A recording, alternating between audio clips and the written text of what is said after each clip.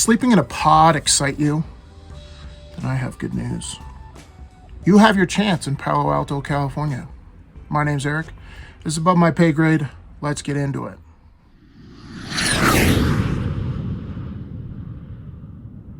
Now, I know what some of you are thinking.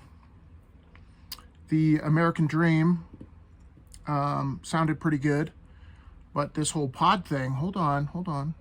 Let's see what they're selling here. So in Palo Alto, California, you know how expensive housing is out in California. I'm not going to belabor as to why. I've told a lot of people that it has to do with the fiat money system. But reading from an article here, and I'll link this in the description below, Brownstone Shared Housing has begun renting sleeping pods in Palo Alto, home owned by a company, for $800 a month. So you can live in an 8x8 sleeping pod. Don't worry, you get to charge your phone. And it's only $800 a month. Now, some of you may be into the tiny home movement. I'm not anti that. I've slept in a tent a large majority of my life. But the difference here is people aren't doing this to save money. They're doing this to survive, which is much different than it used to be. It says here the median income among renters is $42,000 and a national average of 31% of income spent on rent. It goes without saying that the cost of housing in the California city is well out of reach of most people.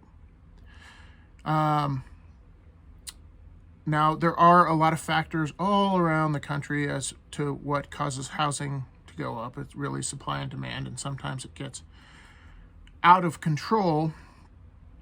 And these people are finding a solution in these sleeping pods. But how did it get so bad? Fiat money system, easy money. Banks able to buy a lot of these houses. It says here 14 people who could sleep side by side in a hive-like sleeping pod apparatus. Now, again, the white picket fence, 2.5 kids. How lame does that sound compared to 14 people who could sleep side by side in a hive-like sleeping pod apparatus? I mean, that sounds better to me. Each pod is 8 feet tall and comes equipped with a fan, lighting, fold-down desk, and charger for your smartphone. This is almost too luxurious at this point. Despite being designed to accommodate up to 14 renters, the house only has 2 bathrooms alongside communal living space, which includes a single kitchen. Why are we resorting to this? People are desperate, once again. They're doing this to survive in California. They're not doing this to save money. I know quite a few people who have lived in an RV who have downsized to save money, but that wasn't out of necessarily necessity. They have to live in a sleeping pod to just feed themselves. That's what's going on here. Here's the problem, though, or I guess good for them. Surprisingly, all but one pod has been rented already. So now, as demand goes up for these sleeping pods, the price will go up. Even better.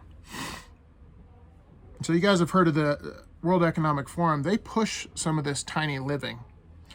And they do that because they assume, falsely in my opinion, that the world will eventually run out of resources.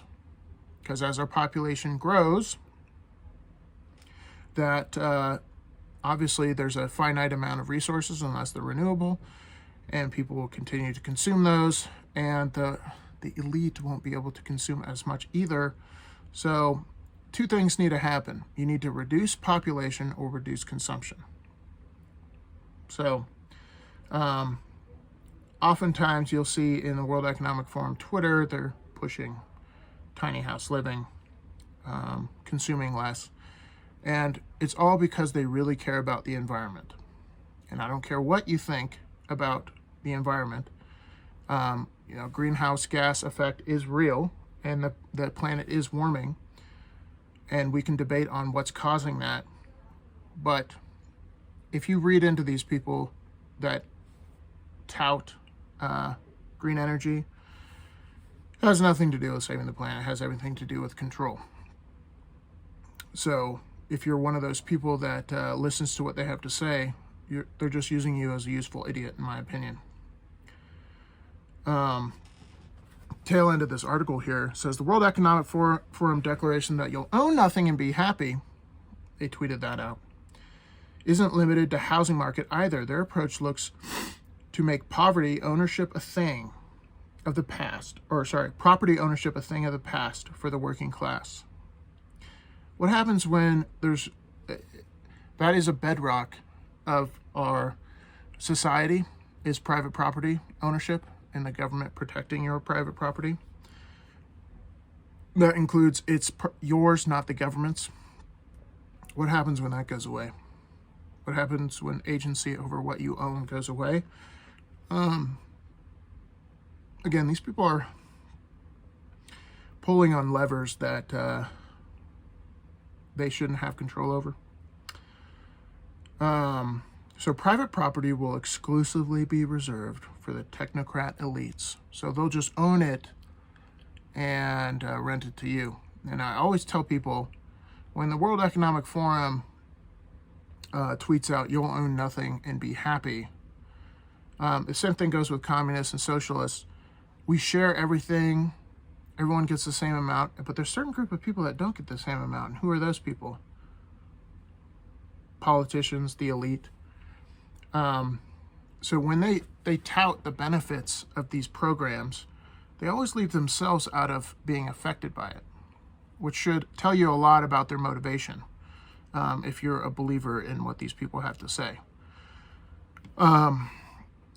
They sometimes use the truth and distort it to gain power, and that's what I think is going on with global warming and climate change and all that. They use obscure language with no end. So it's not just global warming now, it is climate change. And they intentionally, and I'll link a video down below from George Gammon today, they intentionally use ambiguous language. So if their end is, let's say somebody says, what we need is justice, and you ask them to clarify what they mean by justice, or climate justice, then they'll use even more vague terms. So there's no finish line to what they desire. It just has to do with how much control they can gain to get this obscure objective. So whenever somebody says these obscure terms, ask them to quantify them and see if they do. Because I think quantifiable goals are important, especially with a population that is listening to what you have to say. Anyways, dystopian future sounds pretty lame to me. Thanks for watching. Thanks for listening. I'll see you guys in the next one. Peace.